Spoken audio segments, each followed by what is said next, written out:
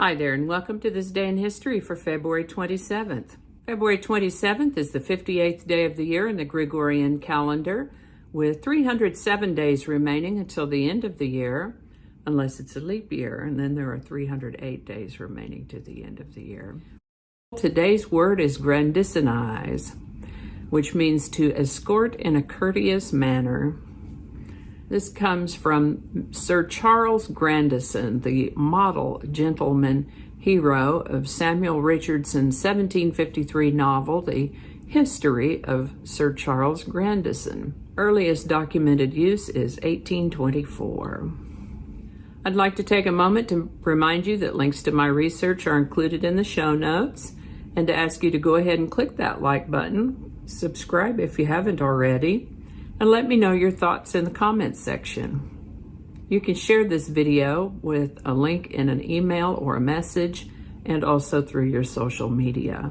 And with that, let's get started by saying all the birthdays happened yesterday. No one was born on this day ever throughout history. No birthdays on the 27th. Just kidding. Just kidding. No, we've got some good birthdays today also. On February 27th, 1807, this is the birthday of American poet and educator Henry Wadsworth Longfellow. His works include Paul Revere's Ride, Hiawatha, or the Song of Hiawatha, and Evangeline.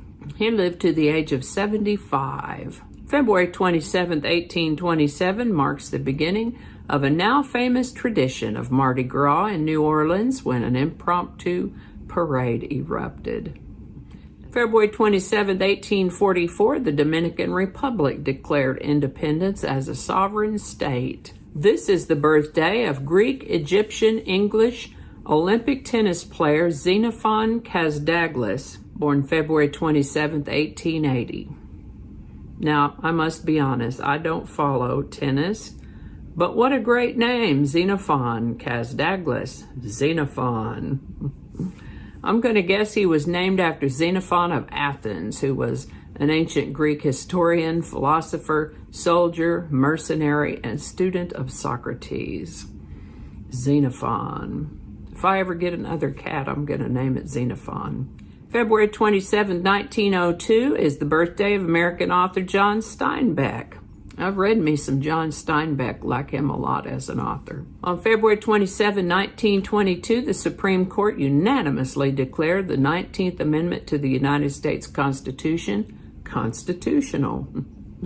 This is the one that says the right of citizens of the United States to vote shall not be denied or abridged by the United States or any state on account of sex, thereby granting women the right to vote. This is the birthday of lovely and talented Joanne Woodward. She's the widow of the late Paul Newman. She's still alive, though. Born February 27, 1930, she turns 91 in 2021. Also the birthday of English-American actress Elizabeth Taylor, born February 27, 1932.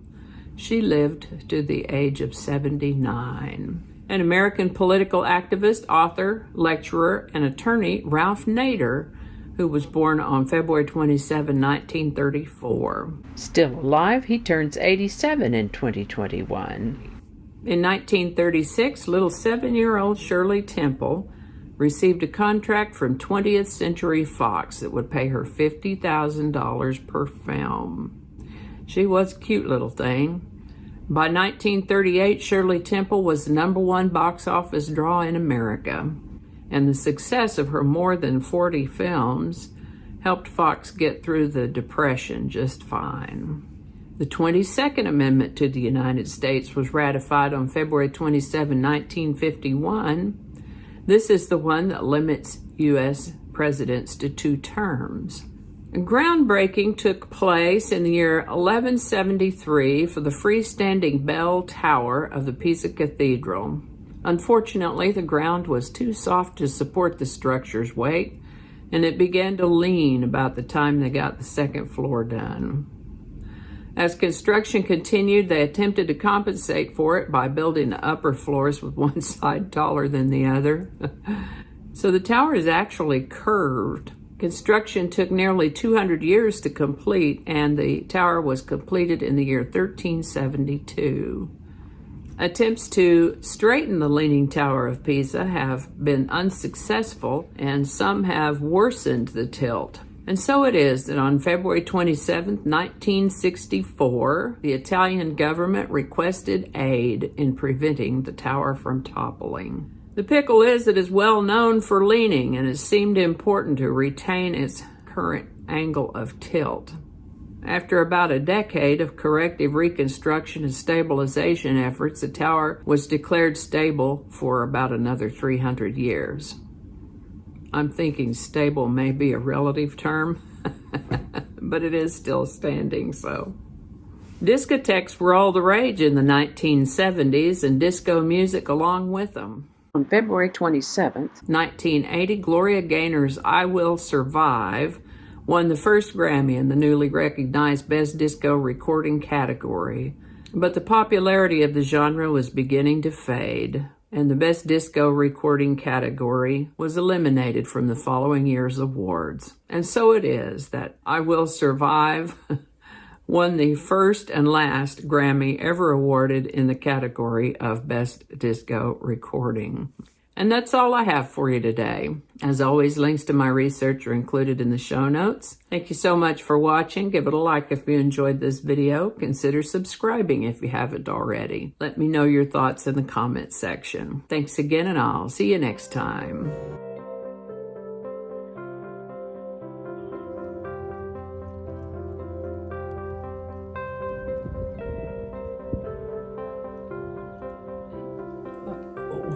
Running low on battery. Hopefully we've got enough battery to get us through this video.